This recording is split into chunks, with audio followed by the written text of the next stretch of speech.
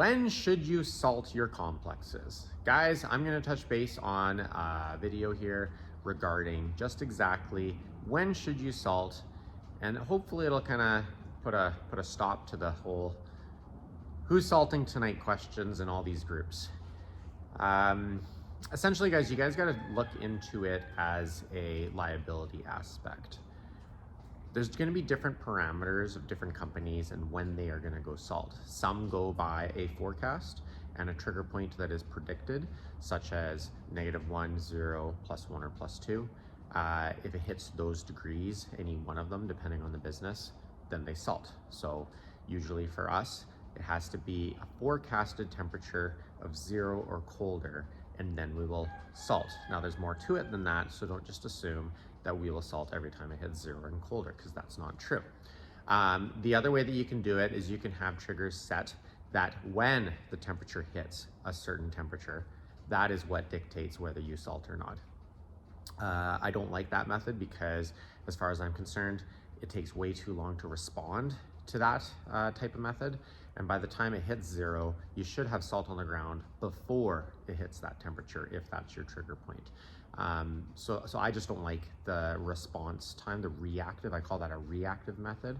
The method that we use, we go by a forecast, is a proactive method, in my opinion. Both situations, you can definitely have situations where we might salt on a night that it is calling for -1, but you wake up and the low was -2. On a reactive measure, you're gonna salt on those nights, possibly, but at the same time, by the time it hits 0, even possibly -1, and by the time you get that alert, and by the time you get up, you get in the truck, hopefully you've got the truck loaded and ready to go at all times, but you get in the truck, and by the time you get out and dispatch to your routes, you're probably not gonna salt everything in time, and by the time you are either responding to your first site or middle sites or last sites, it's probably positive temperatures again already, depending on how long it'll stay in the negative temperatures. So a reactive method, in my opinion, is not good because you're missing it. It's already hitting 0 or already hitting -1, and you don't have any salt present, and you're in my opinion, a bit liable. So again, just because it hits -1, if you are reactive or 0, that doesn't mean you need to salt. What dictates whether you have to salt is whatever your trigger point is for a temperature, whether it's a forecasted temperature or an actual temperature. And then, is there any salt present? Needs to be taken into consideration. If there is 0 salt present, it is an absolute instant salting night. That's how we work.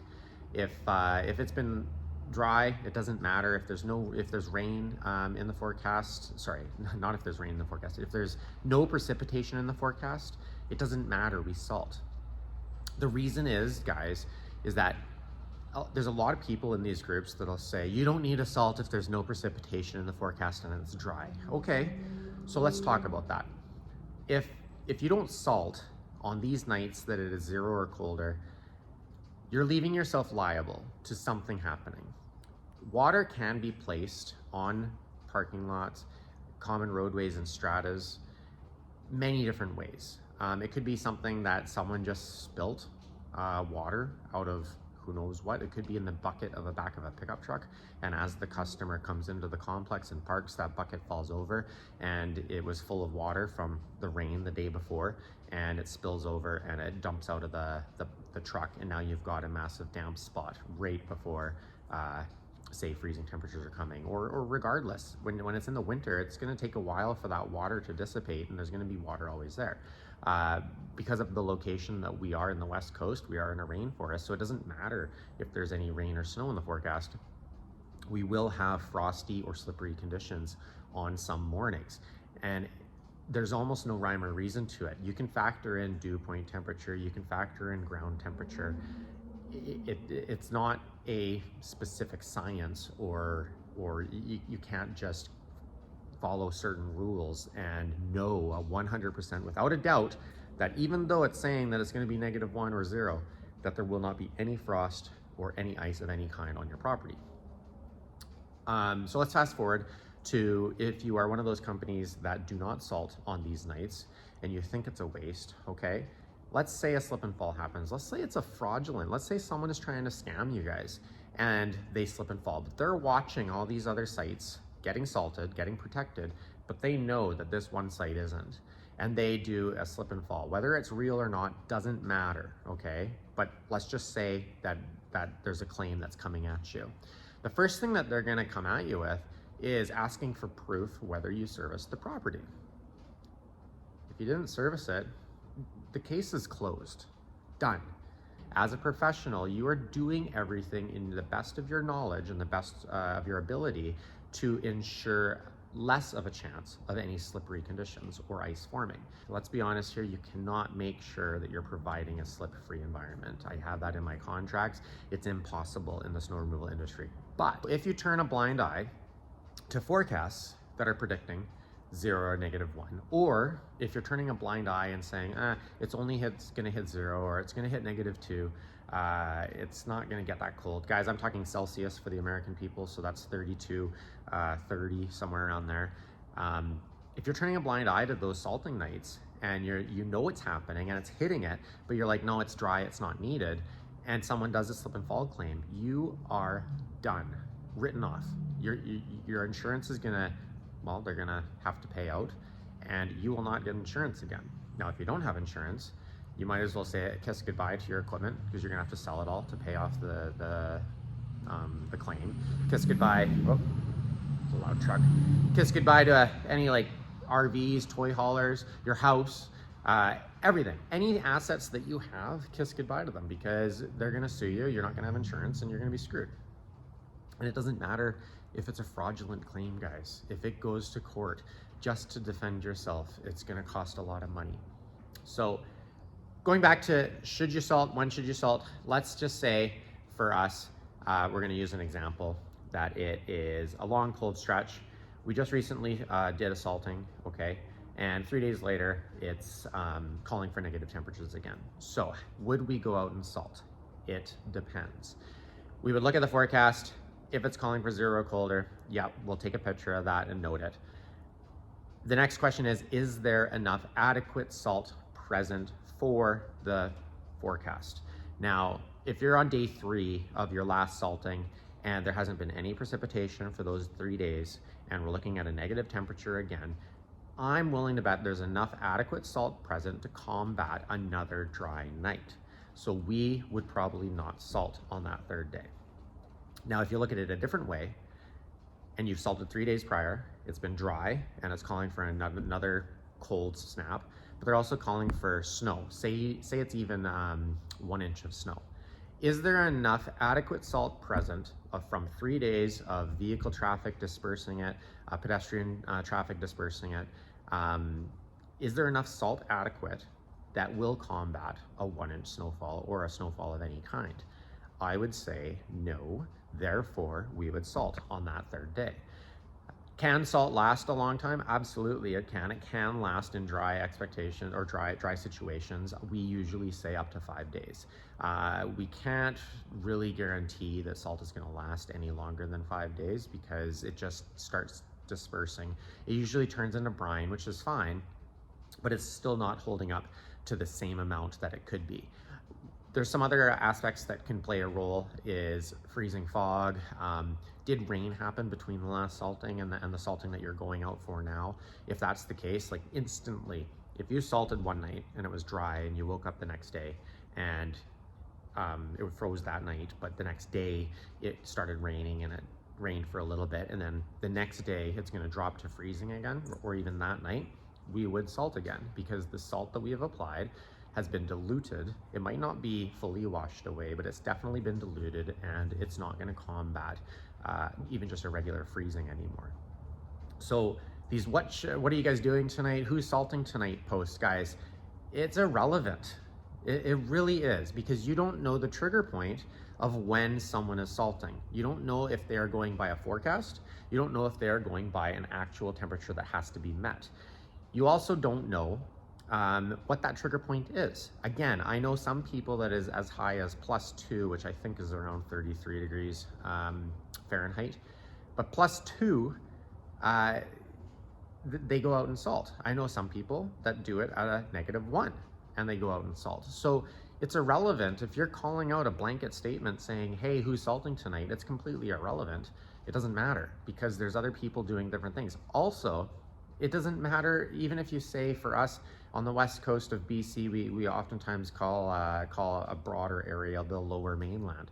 But we're talking about probably like 20 different like cities and communities in that. And you can have freezing temperatures over here or 0 and colder, and you can have +3 temperatures over here. It doesn't mean that everyone's going to be going out and salting. It's completely irrelevant. Furthermore, there's a lot of people out there that really don't care for your best interest, and they're just going to say yes, or they're just going to say no. And they're just trying to stir the pot. That's all that they're doing. So I guess in closing, guys, you are the professional. If you're relying on other people's opinions on if you should salt or not, and you're asking these questions, or you're silently asking these questions. And what I mean by that is you're waiting for someone else to post, and then you're really watching the computer and paying attention to who's salting or who isn't salting. Is the majority of people salting? Okay, good, then I'm gonna salt. I could care less, and you won't really ever see me commenting on these types of posts asking if we're salting or not, because I do not dictate whether I salt or not based on another company. There are many people that do, and quite frankly, that's not going to hold up in court if you chose not to salt, and the majority of companies that you asked chose not to salt, but a slip and fall happened, and you didn't have any salt or adequate salt present for the conditions. It's not going to hold up in court, period. That's all that I have to say. So learn how to read the forecasts, understand what dictates whether you go and salt or not. Do not ever allow your customers to dictate that decision. You make the decision as a professional. Do not ever ask them, or if they request, hey, can you email us before you service us because we just want to make sure that we're okay with it or not. No, you don't want those types of clients, because they are leaving you exposed, and they will be the first one if a slip and fall happens. If let's just paint the picture on this, and why it's a hard no whenever a client comes to us and says, hey, can we, can you email us and let us know if you're going to come, and then can we like approve it beforehand, blah blah blah blah blah. Because they will almost always look at the forecast and be like, no, it's dry, we're not going to approve it. Okay, cool. So you just didn't approve it, you didn't go out and salt. A slip and fall happened, fraudulent or real, doesn't matter. A slip and fall happened, and they're gonna come to you because you're the professional, and they're gonna say you didn't salt, it's your claim. They are not gonna take responsibility. Now, you're gonna be able to have proof, and hopefully you'd have proof of an email or something saying that they're denying your service, and you'd be able to fire back at them. But that doesn't change the fact, guys, that if you get sued, you still have to go to court, and it costs tens of thousands of dollars. We are in the slip and fall mitigation business. You're the professional. You need to make the decisions whether you're going to salt or not. So I've been talking about this for about 13 minutes. I hope it makes sense, guys. Learn your trigger point. Make your decision based on your trigger point and if there's enough adequate salt present for the coming conditions. And then make your decision to salt or not salt. It's that simple. It's that simple. A no-brainer is it hitting your trigger point? Is there no salt present? You salt, period. There's that you don't even think about. And I see these posts all the time, and I know not a single site out there in our area has any salt present because of the rain that we've had. And you see the posts all the time. Who's salting tonight? And it's not even a question. That's not even a question. I will admit, guys, there are some times where it's nice to have a nice close network of guys, because there's some situations that you need to understand who's salting tonight, or not even understand, but just talk it over. And sometimes you just need to hear yourself out loud say it. Is there enough adequate salt present? That depends on how heavy it was laid down. I've talked to some guys and they've been like, oh yeah, we're salting tonight. I'm like, really? I'm not salting because there's enough adequate salt present for the conditions. And they're like, yeah, well, and if you end up talking about it, well, they ended up salting on a Wednesday, but we ended up salting on a Tuesday because there was different parameters that were met. Well, our salting is still good because we've only gone, say, 3 days, whereas they've gone 4 days. So there's so many different parameters that you guys have to understand. It doesn't matter if Bob's salting. It doesn't matter if Jeremy's salting. It doesn't matter if anyone's salting or not.